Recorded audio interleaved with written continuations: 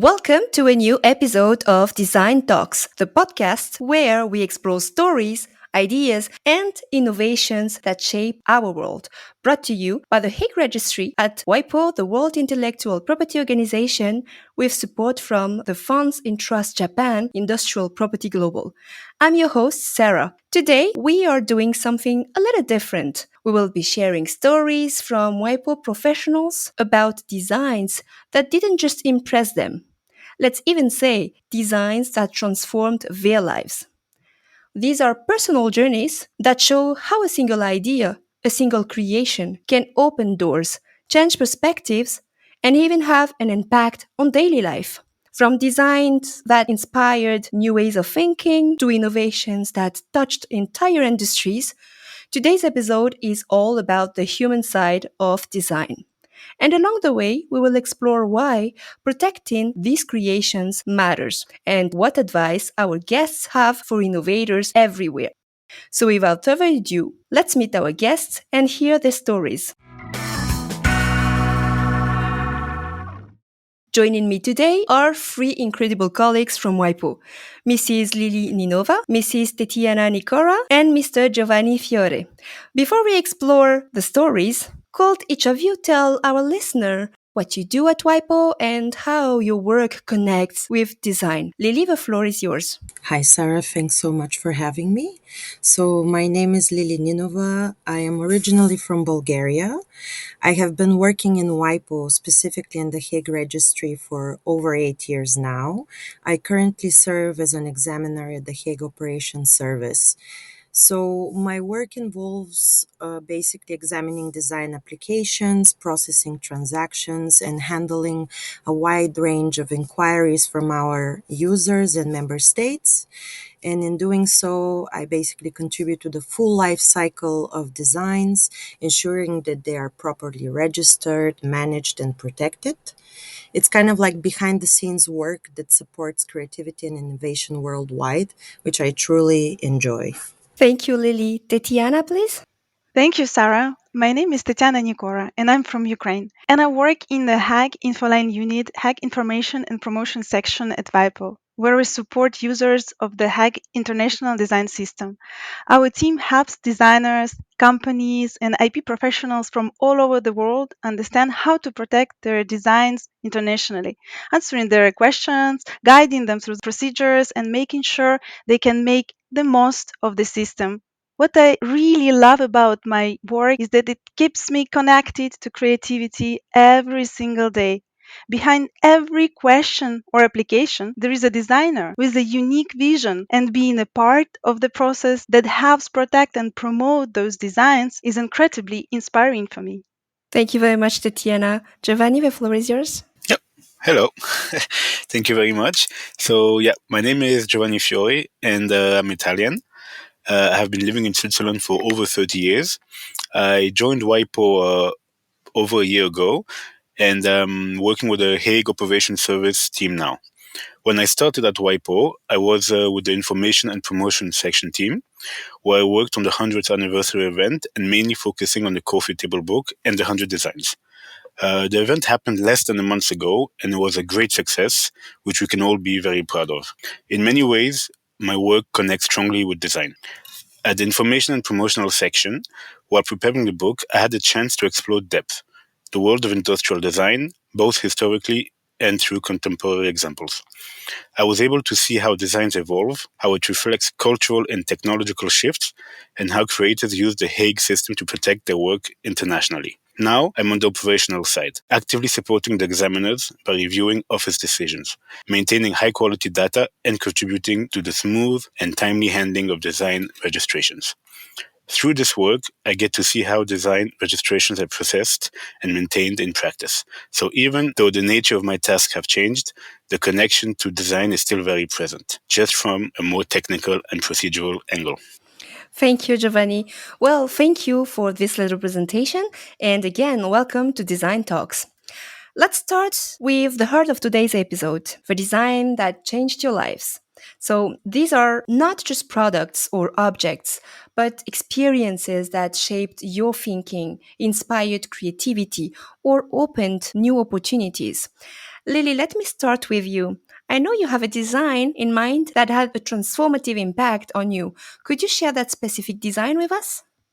Indeed. So the design I immediately had in mind for today's talks was the Dyson vacuum cleaner. Basically, I found it very fascinating how this product has completely reimagined something so ordinary, such as vacuum cleaning. And it really made me see design creation and innovation in a completely new way.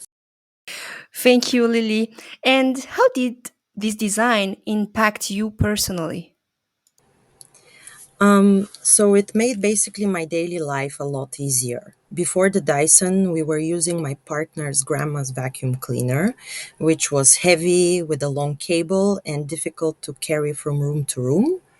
Once we bought the Dyson, I immediately noticed that it's lighter, comfier, and simply it vacuums more efficiently. So the old obstacles from the impractical design were basically gone. So cleaning has become much faster. I no longer procrastinate doing it, and I do it even more regularly. So it's really great. And most of all, I've gained back precious personal time for myself and for my partner. And tasks that used to take longer, like cleaning, are now quicker, and I can just enjoy my hobbies and other activities. Thank you, Lily. I think we can all relate to that design, right? Did seeing this design in action changed the way you think about creativity or innovation? Absolutely. It showed me that even familiar everyday objects we know can be completely reimagined with a creative approach. You can look at problems differently and find simple new solutions. Having a Dyson myself now, I could experience it hands on. So, as I mentioned earlier, its shape is comfortable, it's easy to hold, there's no cable. So all of this is showing the potential for innovation, how it is basically everywhere. Thank you very much, Lily, for sharing that. It's amazing how a single design can make everyday routines easier and inspire new ways of thinking. Tatiana, let's hear from you. What's a design that has made a real impact on your life? For me, it's the citrus juicer from Alessi. I've always admired how it blends art and functionality, how something so simple can become such a beautiful statement piece in the kitchen. But actually, the story started long before I ever used it. For years, I had a juicer that was big, noisy, honestly quite annoying. It took up half of my kitchen counter. It was difficult to clean, and every time I looked at it, I thought, this thing is useful, but it definitely doesn't spark joy. And one day I passed by the shop that sold kitchen accessories, and this elegant sculptural object caught my eye. My first reaction was, it's a beautiful design piece. Too bad it's probably useless. Honestly, I thought it was just a decorative object until I looked closer and realized that this stunning piece of art was actually a juicer. I remember that moment so clearly. I had no doubt. I immediately bought it. And today I'm still happy I did.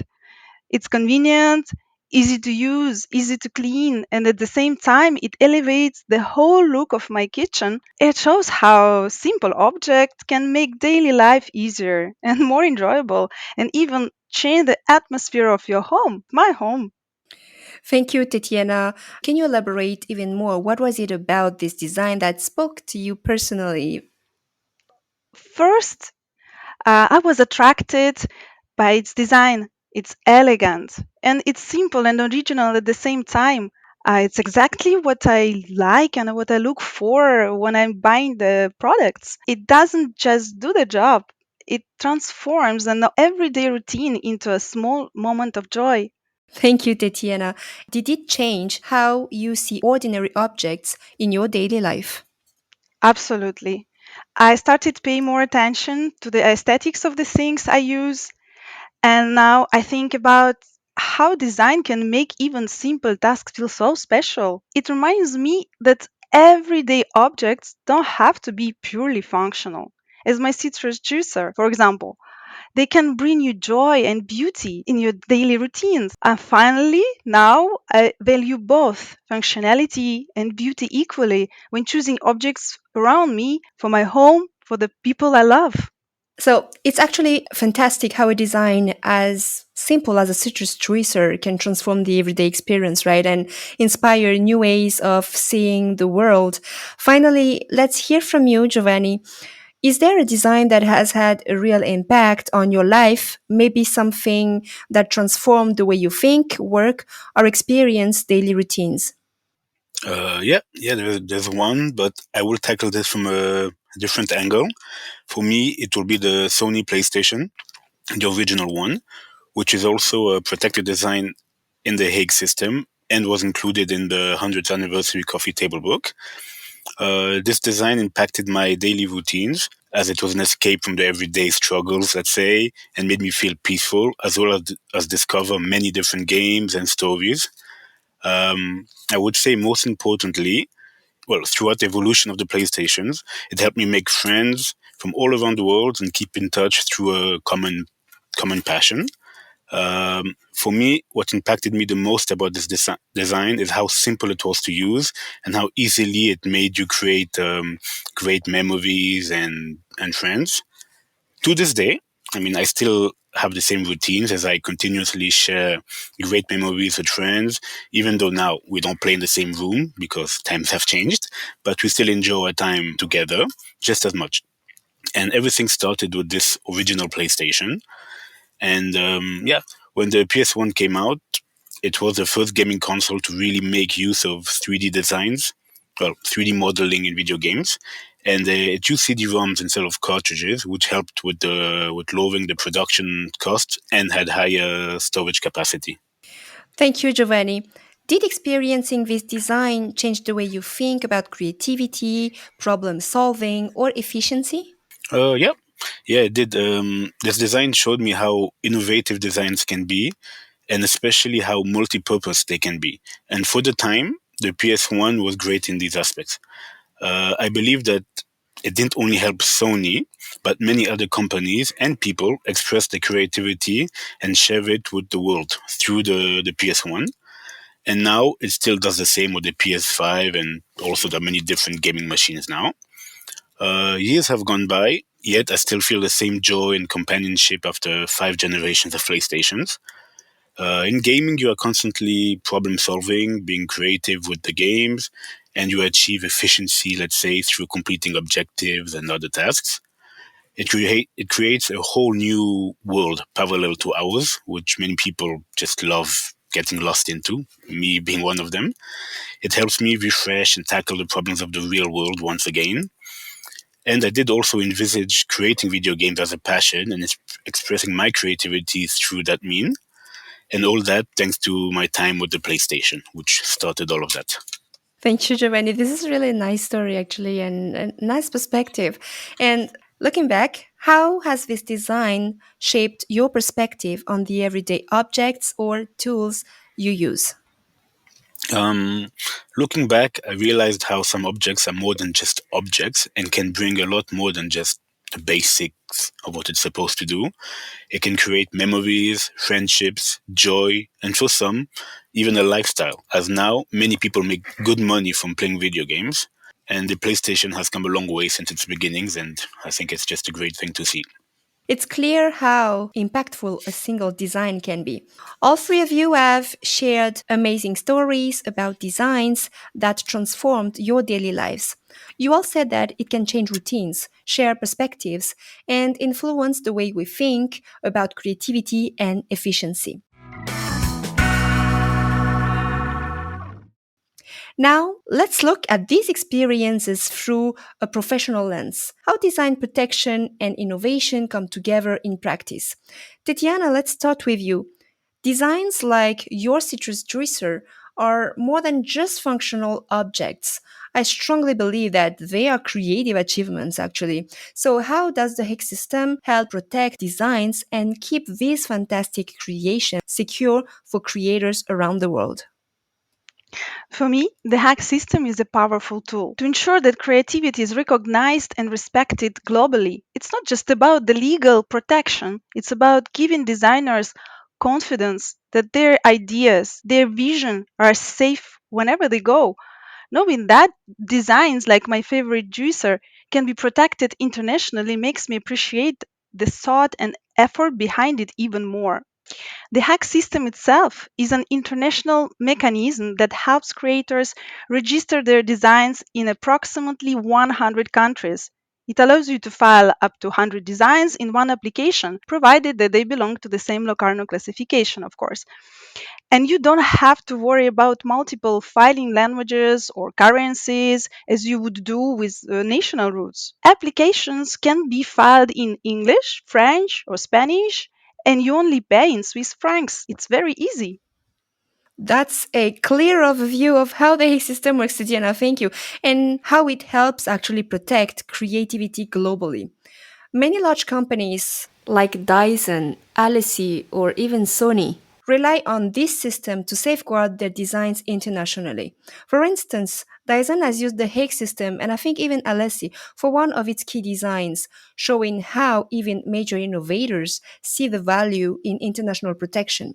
Lily, thinking about that, why do you believe it's important for creators and companies to protect their designs? So for me, protecting your designs matters so much. I see it in my daily work, how big companies do it all the time. You do it not only for recognition of creativity, but also to strengthen your brand. So when a company protects its designs, it sends a clear message about the value and the uniqueness of its products. It is also rewarding because it acknowledges effort and vision behind every creation. Design protection can also complement other tools like trademarks or patents. So, all of this helps companies secure a complete strategy for their intellectual property. When all of these come together, you ensure that innovation is respected and that the brand remains strong. So, creators can confidently bring their ideas to the market and even to the world. And last but not least, if you do not protect your designs, it is simply more complicated, I think, because you risk someone taking advantage of your work. That's so true, Lily. Thank you. Actually, we see indeed big companies, but there's still some concern about SMEs. Giovanni, many SMEs and creators, particularly in developing countries, still don't consider protecting their designs. You know it. We worked together on the preparation of the 100th anniversary of the Hague system. And one of the observations that has come up is that registrations from developing countries remain limited. Why do you think this is, and what might explain the low number of applications from these regions? Um, well, I think many creators don't consider protecting their designs simply because they aren't aware that it's even an option, or they don't realize how much value it can add. Often creators are focused on developing their ideas and bringing them to life, and protection can feel like a secondary concern. We saw this with one of our panelists actually at the event, who was from Nigeria, but who was able to file using Ghana as entitlement. He explained the struggles he faced when looking to protect his design, and luckily found out about the Hague system and was very happy about its efficiency and cost. He said it has helped him a lot, and he would like the Hague system to make itself more known across the world, especially to SMEs and developing countries. He did say it's a pity, though, that not more people in these regions are aware of the system. And yeah, as we know, tools like the Hague system are designed to make protection more accessible, and raising awareness would be key. Once creators understand the benefits and how simple the process can be, I believe then we will see more applications from these regions. Thank you very much, Giovanni.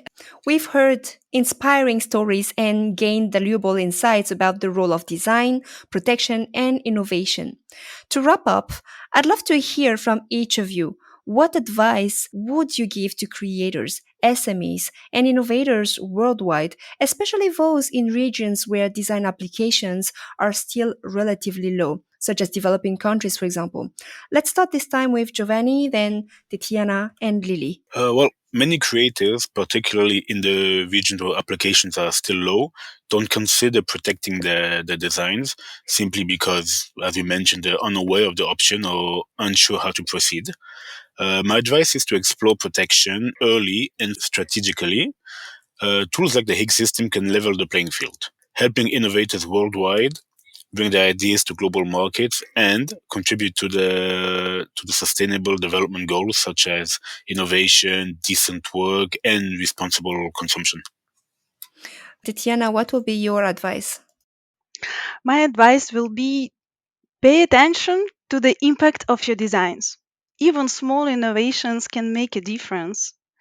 Thoughtful design improves daily life, address local challenges, and contribute to global goals like sustainability and health. So, think globally, act locally, and never underestimate how one well-designed solution can inspire the change. And Lily, what will be your piece of advice? Three words: protect your ideas. Be confident in bringing them to life. Using tools like the Higgs system not only rewards your creativity, but also helps you reach wider markets. Titana mentioned earlier the advantages of the Higgs system, and I'd like to add that it's centralized, simple to use, and saves you both time and money. Many creators, especially from least developed countries, often assume that protecting their designs is too costly, but in fact, they may benefit from significant fee reductions under the Hague system. So it's worth exploring and taking advantage of these opportunities. And most importantly, take that step, especially if your solution tackle real world challenges. You'll be contributing to the sustainable development goals while also building a stronger and more recognizable brand.